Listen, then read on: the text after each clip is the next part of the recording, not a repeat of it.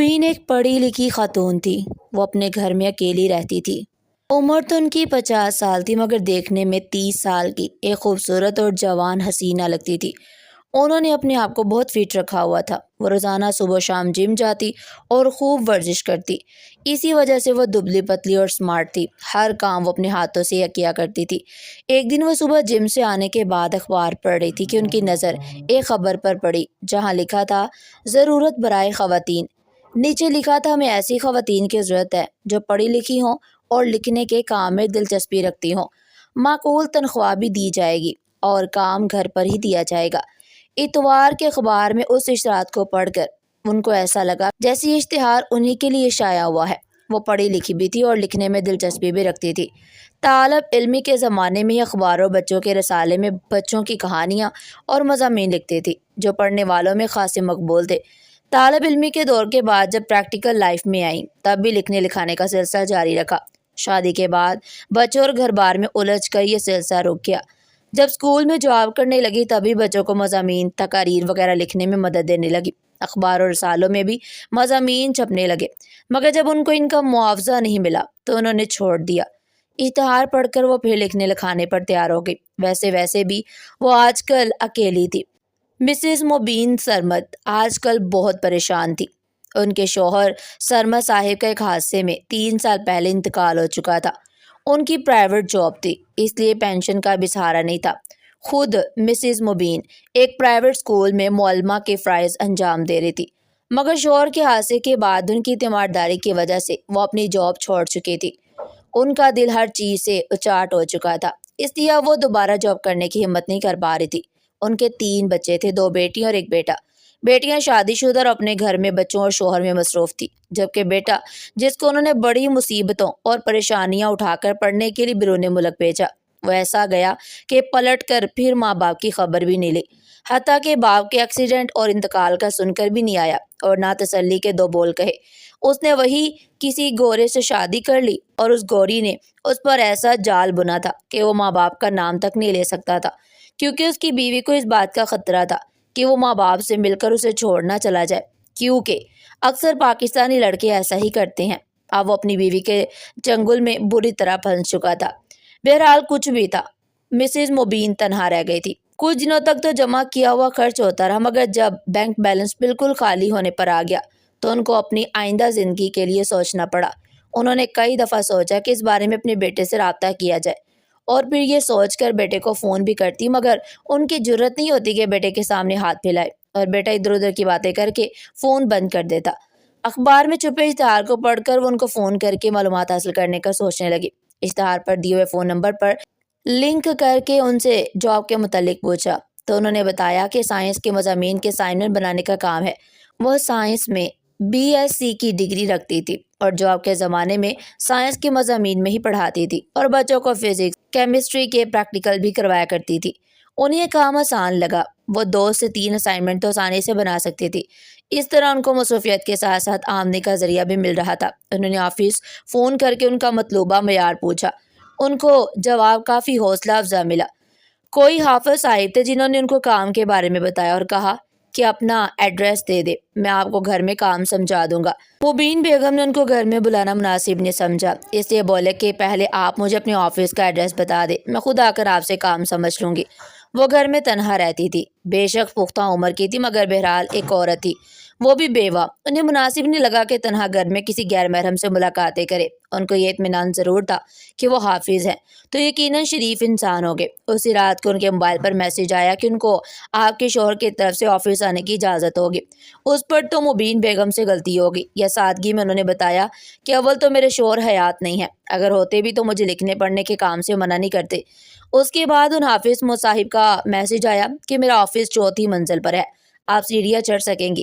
انہوں نے جواب دیا کہ مجھے کوئی پرابلم نہیں، میں سیڑھیاں چڑھ سکتی ہوں۔ دوبارہ پھر انہوں نے میسج کیا اور پوچھا کہ آپ سلم ہیں یا بھاری جسامت کی۔ مبین بیگم کو بڑی حیرت ہوئی کہ ایسا سوال کیوں کیا، مگر پھر انہوں نے سوچا کہ شاید اس لیے پوچھ رہے ہوں کہ اس عمر میں عورتیں بھاری بھرکم ہو جاتی ہیں، چلنے پھرنے اور سیڑھیاں چڑھنے میں انہیں مشکل ہوتی ہے۔ اس بات کا بھی انہوں نے مختصر جواب دیا کہ مجھے کوئی پرابلم نہیں۔ انہوں نے پھر میسج کیا کہ میرا آفس صدر کے علاقے میں ہے، آپ کس علاقے میں رہتی ہیں، آپ کو آنے میں مشکل تو نہیں ہوگی۔ مبین بیگم نے اپنے علاقے کا نام بتایا اور کہا کہ وہ صدر کے علاقے میں آسانی سے آ سکتی ہیں۔ اس کے بعد انہوں نے اپنے آفس کا پتہ سینڈ کر دیا۔ مبین بیگم نے کہا کہ میں آنے سے پہلے آپ کو فون کر لوں گی۔ دوسرے دن انہوں نے اپنے ایک جاننے والے کے بچے کو ساتھ لیا اور آفس جانے کے لیے تیار ہوئیں اور گھر سے نکلنے سے پہلے دفتر فون کیا تو انہیں حافظ صاحب نے جواب دیا، میں اس وقت آؤٹ ڈور کام سے نکلا ہوں اور آپ کے علاقے میں آ رہا ہوں، آپ مجھے پتہ بتائیے تو میں آپ کے گھر آ کر بات کر لیتا ہوں۔ مبین بیگم کو بہت عجیب لگا کہ وہ بار بار گھر پہ آنے کو کیوں کہہ رہے ہیں، اس لیے انہوں نے صاف کہہ دیا کہ میں آپ کو گھر پہ نہیں بلا سکتی اور آفس جانے کا ارادہ ملتوی کر دیا۔ اسی دن دوپہر 2 بجے پھر ان کا فون آیا کہ ہم نے آپ کے گھر کے ساتھ نیلم ہوٹل میں کمرہ نمبر 3 بک کیا ہے، وہاں پر آپ کے علاوہ اور بھی خواتین آئیں گی، اگر آپ یہاں پر آسانی سے آ سکتی ہیں تو شام 4 بجے تک آ جائیے گا، آپ کا مختصر انٹرویو لیا جائے گا اور اس کے بعد آپ کو کام سمجھا دیا جائے گا۔ مبین بیگم یہ سوچ کر ہوٹل میں جانے کو تیار ہو گئی کہ اول تو وہ ہوٹل ان کے گھر کے قریب تھا، ارد گرد کے سب لوگ ان کو جانتے تھے، اس ہوٹل میں ہر وقت رونق رہتی تھی۔ انہوں نے سوچا کہ بات کرنے میں کیا حرج ہے، پھر ان کو خود پر بھی اعتماد تھا، وہ کوئی بچی تو نہیں تھی، وہ برقع اس وقت پہنتی تھی جب کہیں انجان جگہ پر اکیلے جانا ہوتا تھا، ورنہ وہ چادر لیتی تھی، مگر آج انہوں نے یہ سوچ کر برقع لیا کہ وہ حافظ ہے اور ان کے سامنے بے پردہ جانا مناسب نہیں ہوگا۔ وہ ہوٹل پہنچ چکے تھے اور کمرہ نمبر 3 کے باہر انہیں ایک شخص کھڑا ہوا ملا۔ جب وہ شخص کے قریب پہنچی تو اس شخص نے انہیں خود مخاطب کرتے ہوئے کہا کہ آپ انٹرویو دینے کے لیے آئی ہیں؟ تو انہوں نے ہاں میں جواب دیا۔ اس شخص نے ان سے ان کا کام پوچھا، پھر انہیں اندر جانے کی اجازت دے دی۔ مبین بیگم نے دروازہ کھولا اور اندر چلے گئی۔ سامنے کرسی پر بیٹھے شخص نے ان کو ویلکم کہا اور اپنے سامنے رکھی ہوئی کرسی پر بیٹھنے کو کہا۔ کرسی پر بیٹھ گئی، کچھ مختصر سا انٹرویو لیا گیا اور پھر کام بھی سمجھایا گیا۔ کام تو مبین بیگم کی سمجھ میں آ گیا مگر وہ بندہ ان کی سمجھ میں نہیں آیا، اس لیے انہوں نے کہا ٹھیک ہے میں آپ کو سوچ کر جواب دوں گی۔ فون پر اتنا کہہ کر وہ جانے کے لیے مڑی تو انہوں نے کہا کہ رکیے، میں نے بھی اسی طرف جانا ہے، میں اپنی گاڑی میں آپ کو چھوڑ دوں گا، میرے پاس کار ہے۔ مبین بیگم کو بڑا عجیب لگا، انہوں نے سختی سے جواب دیا میں آپ کے ساتھ کار پر کیسے بیٹھ سکتی ہوں، ایک غیر محرم شخص کے ساتھ، آپ مجھ پر اعتماد کیوں نہیں کر رہی؟ حافظ صاحب بولے میں کسی غیر محرم شخص پر اعتماد نہیں کر سکتی۔ اچھا میرا ایک اور کاروبار ہے جس میں آپ میرے ساتھ کام کریں تو آپ کو بہت فائدہ ہوگا۔ انہوں نے کہا وہ کیا؟ میں شادیاں بھی کرواتا ہوں، اس کا معاوضہ بھی 1 لاکھ لیتا ہوں، آپ کو میں 50% دوں گا۔ اول تو کوئی 1 لاکھ نہیں دے گا، پھر آپ مجھے 50% کیوں دیں گے؟ مبین نے سختی سے پوچھا۔ اس لیے کہ میں سیکنڈ میرج کرواتا ہوں، بڑے بڑے زمیندار اور دولت مند لوگ خوبصورت اور کم عمر لڑکیوں سے شادی کرتے ہیں، غریب گھرانے کی مگر خوبصورت ہوتی ہیں اور دولت کے لیے بڑی عمر کے مرد سے شادی کے لیے تیار ہو جاتی ہیں، وہ پہلی بیوی اور گھر والوں سے چھپ کر شادیاں کرتے ہیں، اس لیے منہ مانگی رقم معاوضے میں دینے کو تیار ہو جاتے ہیں۔ انہوں نے تفصیل بتائی لڑکیوں کے گھر والے کیسے تیار ہو جاتے ہیں اپنی کم عمر بیٹیوں کی شادی بڑی عمر کے لوگوں سے کرنے کے لیے۔ مبین بیگم نے پوچھا دولت میں بہت طاقت ہوتی ہے، ویسے زیادہ تر لوگ خود سامنے نہیں آتے، بس وہ دولت کی جھلک دکھا کر طلب کرتے ہیں، وہ کسی کو درمیان میں ڈال کر بات کرواتے ہیں۔ بعض اوقات لڑکیاں خود اپنے والدین کی اجازت کے بغیر بڑے لوگوں سے شادی کے لیے تیار ہو جاتی ہیں۔ دولت میں بہت طاقت ہوتی ہے، ویسے زیادہ تر لوگ خود سامنے نہیں آتے، بس دولت کی جھلک دکھا کر طلب کرتے ہیں، وہ کسی کو درمیان میں ڈال کر بات کرواتے ہیں۔ بعض اوقات لڑکیاں خود اپنے والدین کی اجازت کے بغیر بڑے لوگوں سے شادی کے لیے تیار ہو جاتی ہیں، ایسی صورت میں ہم اپنے آفس میں ان کا نکاح کروا دیتے ہیں۔ انہوں نے بنا کسی جھجک کے جواب دیا۔ یہ تو سراسر دھوکہ ہوا۔ انہوں نے کہا وہ لڑکیاں خود خوشی سے تیار ہو جاتی ہیں۔ بڑے اطمینان سے جواب ملا کہ آپ کا کام یہ ہوگا کہ آپ اپنے آس پاس کی خوبصورت لڑکیوں پر نظر رکھیں اور پھر ان سے ملیں اور بڑی ہی رازداری سے ان سے بات کریں، خاص کر ایسی مجبور لڑکیوں سے جنہیں پیسوں کی بہت سخت ضرورت ہو۔ دیکھیں اس کام میں فائدہ سب کا ہے، بس آپ کو ان لڑکیوں کو اس کام کے لیے تیار کرنا ہے اور پھر میرے آفس لے کر آنا ہے اور وہاں پر ان کی ملاقاتیں ان لوگوں سے کروائیں گی جو شادی کرنا چاہتے ہیں، اور آپ چاہیں تو اپنا نام بدل کر فون کریں اور میرے آفس میں بلوائیں یا اپنے گھر پر یا کسی ہوٹل وغیرہ میں۔ اس کام کے آپ کو 50,000 ملیں گے اور ایسی شادیاں مہینے میں کم از کم 2 یا 3 تو ضرور ہوتی ہیں۔ انہوں نے لالچ دیا۔ مبین بیگم سمجھ گئی کہ ان کا فراڈ کا کاروبار ہے، وہ یقیناً جعلی شادیوں کے نام پر لڑکیاں سپلائی کرتے ہوں گے اور ان کو بیوقوف سمجھ کر پیسوں کا لالچ دے کر بھانس رہے ہیں۔ ان کی چھٹی حص ان کو خبردار کر رہی تھی۔ ٹھیک ہے میں آپ کو فون پر بتا دوں گی، انہوں نے کہا اور جلدی سے جانے کے لیے پلٹ گئی۔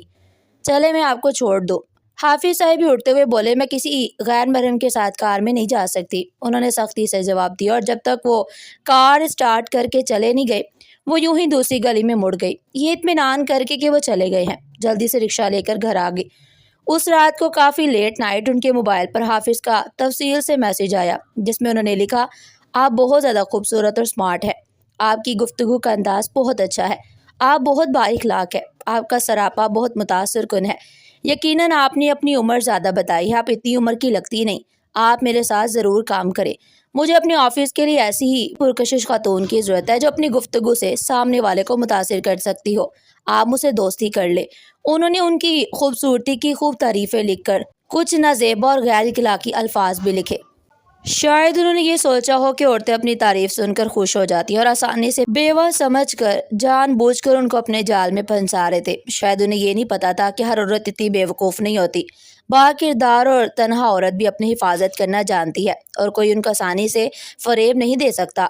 عورت اگر با اعتماد ہو تو چٹان سے زیادہ سخت اور فولاد سے زیادہ مضبوط ہوتی ہے، کوئی لالچ کوئی فریب ان کو نقصان نہیں پہنچا سکتا۔ ایسی عورت کانچ کی گڑیا ہونے کے باوجود بھی اپنی عزت کی حفاظت بھی جانتی ہے۔ یہ صنف نازک اور ناقص وجود انسان نما بھیڑیوں سے بچنا بھی جانتی ہے۔ یہ حقیقت ہے کہ عورت کسی بھی عمر میں محفوظ نہیں۔ انسانوں کے جنگل میں بھیڑیا نما انسان ہر وقت اپنے شکار پر جپٹنے کا موقع تلاش کرتے رہتے ہیں۔ با کردار عورت اہم وجود بن کر ایسے درندوں سے خود کو بچا لیتی ہیں۔ انہوں نے میسج کے جواب میں لکھا، حافظ صاحب اگر آپ واقعی حافظ ہیں تو کم از کم آپ کو اپنا وقار قائم رکھنا چاہیے تھا اور اللہ پاک سے ڈریں۔ آپ اپنے ساتھ ساتھ اور بھی کئی معصوم لڑکیوں کی زندگی اور آخرت دونوں تباہ و برباد کر رہے ہیں اور میں آپ کے ساتھ یہ غلیظ کام ہرگز نہیں کروں گی، آئندہ مجھے میسج مت کیجیے گا۔ یہ لکھ کر انہوں نے میسج سینڈ کر دیا۔ اگلے دن وہ اپنے قریبی پولیس اسٹیشن گئی اور ایس ایچ او صاحب سے مل کر انہیں سب حقیقت بتا دی اور اس شخص کے سب میسج بھی دکھائے۔ ایس ایچ او صاحب نے اسی دن اس آفس پر چھاپا مار کر بہت سے لڑکوں اور لڑکیوں کو گرفتار کر لیا جو اس غلیظ کام میں حافظ جی کا ساتھ دے رہے تھے۔ آج وہ سب جیل کی سلاخوں کے پیچھے ہے۔ وہ صاحب پتہ نہیں حافظ بھی تھے یا صرف اپنے نام کے ساتھ حافظ لگایا ہوا تھا۔ وہ جو کوئی بھی تھے اللہ کے خوف سے بے نیاز تھے۔